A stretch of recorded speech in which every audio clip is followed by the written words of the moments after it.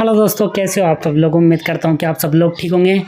और दोस्तों, काफ़ी टाइम से बहुत सारे लोग ये क्वेश्चन करते रहते हैं यूट्यूब पर, क्या सर हमें जो ट्रांसफार्मर लेस इन्वर्टर है क्या उस पर हमें जाना चाहिए। देखिए दोस्तों, मैं बहुत सारी चीज़ें आपको बताने वाला हूँ इस वीडियो में, क्योंकि दोस्तों बहुत सारे डिफरेंस है। पहले वो बताऊंगा, उसके बाद आपको बताऊंगा कि आपको ख़रीदना चाहिए या नहीं ख़रीदना चाहिए। देखिए दोस्तों, सबसे पहली चीज़ है कि जो ट्रांसफार्मर लेस इन्वर्टर या आप बोल दो हाई फ्रीक्वेंसी इन्वर्टर, बेसिकली इनमें होता क्या है कि दोस्तों यदि हम जो स्विचिंग फ्रीक्वेंसी है सप्लाई की, जितनी ज़्यादा हम बढ़ाएंगे ट्रांसफार्मर का साइज़ उतना ही छोटा होता जाएगा।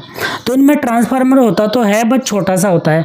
यहाँ पे मैग्नेटिक या फेराइट कोर ट्रांसफार्मर होता है, जबकि हमारे जो नॉर्मल इन्वर्टर है उसमें आयरन कोर ट्रांसफार्मर होता है और नॉर्मल फ्रीक्वेंसी पे वहाँ पे स्विचिंग होती है, तो जिसके कारण ट्रांसफार्मर का साइज़ काफ़ी बड़ा होता है। अब दोस्तों, जो नॉर्मल ट्रांसफार्मर वाला इन्वर्टर होता है वो jerk load, heavy load in पे भी आराम से काम करता है और ख़राब भी हो जाए तो इजीली रिपेयरिंग हो जाता है। ये बात काफ़ी समय तक ठीक थी, पर दोस्तों अभी आपने भी देखा होगा, देखिए मैं भी काफ़ी टाइम से इन्वर्टर रख रहा हूँ, ऐसा नहीं है। 2007 से दोस्तों मेरे पास इन्वर्टर है, तो मैंने भी देखा है दोस्तों कोई भी कंपनी इन्वर्टर रिपेयर नहीं करती है। चाहे आप खुद प्रैक्टिकल करके देख लेना, चाहे दोस्तों आप यूटीएल का इन्वर्टर ले लो, चाहे लुमिनस का इन्वर्टर ले लो। तो दोस्तों यदि कुछ भी ख़राब होता है, यदि आपका मॉसफेट भी ख़राब हो गया, तो कोई भी कंपनी मॉसफेट चेंज नहीं करती है। पूरा का पूरा इन्वर्टर कार्ड 1200 या 1800 रुपये में जो इन्वर्टर कार्ड होगा वही चेंज कर दिया। और दोस्तों इससे हमें क्या समझ में आता है कि इंडिया में इन्वर्टर बहुत कम कंपनियां, बहुत लिमिटेड कंपनियां हैं।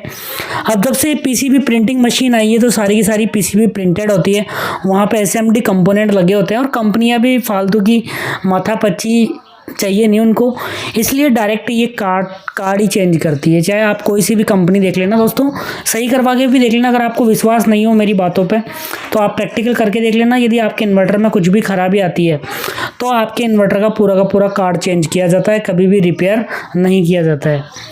अगर रिपेयर करना है तो नॉर्मल जैसे डिस्प्ले है वो चेंज कर दी, या फिर आपका एमपीपीटी कार्ड ख़राब हो गया तो वो चेंज कर दिया, इन्वर्टर कार्ड अलग से चेंज करते हैं। तो दोस्तों ये बिल्कुल सिस्टम ही अलग हो गया है, क्योंकि जो भी मैकेनिक की दुकान होगी आपने इलेक्ट्रॉनिक्स की, वो लगभग बंद सी हो चुकी है, क्योंकि रिपेयरेबल सामान होते ही नहीं है। तो कभी कभी तो दोस्तों ऐसा लगता है कि मुझे जो नॉर्मल इन्वर्टर है उनकी पीसीबी ये बाहर से इम्पोर्ट करते हैं। अब पर ट्रांसफार्मर इन्वर्टर के साथ ये फ़ायदा है कि हाँ उनकी सर्विस मिल जाती है यहाँ पे। जैसे यूटीएल है तो 2 साल की वारंटी है, मुझे सर्विस मिली है दोस्तों। मेरा इन्वर्टर 2 बार ख़राब हुआ है, बिल्कुल बिना किसी कॉस्ट के 2 या 3 दिन में घर पे आके उसको सही किया है। अब स्मार्टन की भी कई जगह सर्विस होगी और ईए प्रो की सर्विस काफ़ी कम जगह है। इसके अलावा लुमिनस की जगह भी सर्विस है, कई जगह माइक्रोटेक की सर्विस है। तो दोस्तों यदि हम मान लो हमने ट्रांसफार्मर इन्वर्टर ले भी लिया, तो दोस्तों मेन चीज़ है सर्विस, कंसर्न है सर्विस। कि मान लो मैंने आज इन्वर्टर लिया, 10 दिन बाद ख़राब हो गया, तो भाई मेरा तो पूरा 30,000 रुपये डब में गया, कचरे में गया। और उसके अलावा जो ट्रांसफार्मर वाले इन्वर्टर होते हैं जल्दी से ख़राब नहीं होते, काफ़ी रिलायबल होते हैं, काफ़ी लॉन्ग लाइफ होती है उनकी। बट एक ही डिसएडवांटेज है वहाँ पे कि लॉसेस काफ़ी ज़्यादा होते हैं।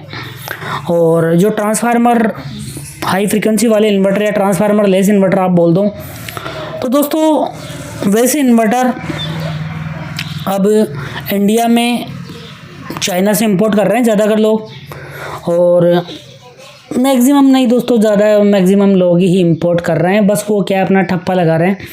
तो यूट्यूब पे मैंने कई इन्वर्टर देखे। अगर मैंने दोस्तों मैं सर्च करता हूँ made in India transformer less solar inverter, तो देखिए इसमें मुझे बहुत सारे इन्वर्टर मिले जो कि पंजाब हरियाणा में काफ़ी लोग हैं जो कि ऐसे इन्वर्टर खुद बनाते हैं।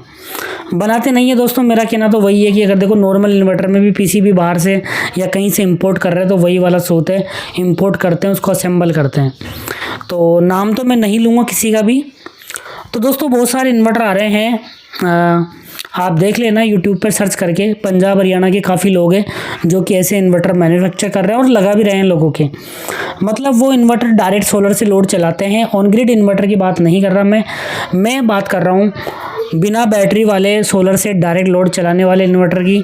तो काफ़ी इन्वर्टर आपको मिल जाएंगे और काफ़ी लोग यूट्यूब पे काफ़ी हल्ला भी मचा रखा है कि हम बाहर से कंपोनेंट इंपोर्ट करेंगे, हम लॉन्च करेंगे इन्वर्टर। पर दोस्तों काफ़ी पहले भी काफ़ी लोग बना रहे हैं।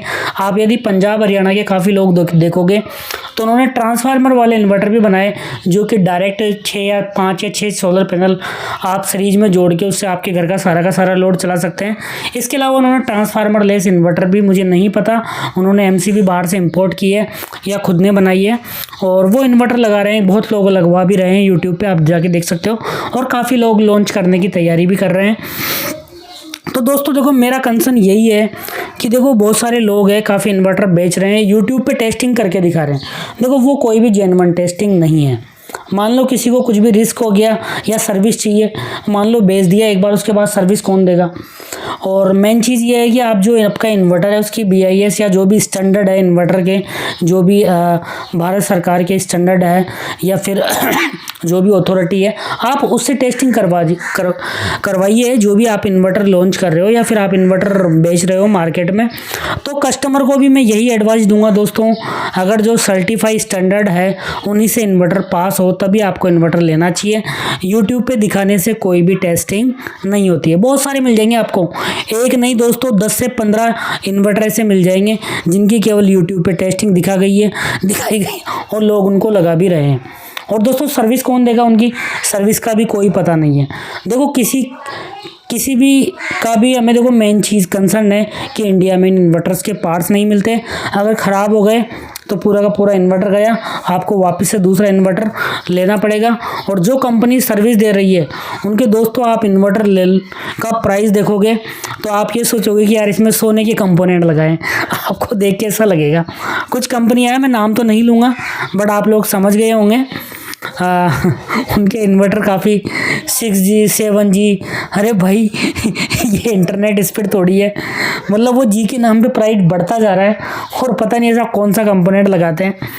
तो दोस्तों यही मेरी एडवाइस है कि जब तक लुमिनस और माइक्रोटेक, UTL, जो भी कंपनी आपके एरिया में अच्छी कंपनियाँ ये सर्विस दे सकती है, जब तक इन कंपनियों के इन्वर्टर नहीं आ जाते ये ट्रांसफार्मर लेस या फिर जो भी सोलर में कंपनीज़ है, बाकी भी स्मार्टन है, स्मार्टन का आया हुआ है दोस्तों, तो इसको अभी थोड़ा वेट कर सकते हैं हम।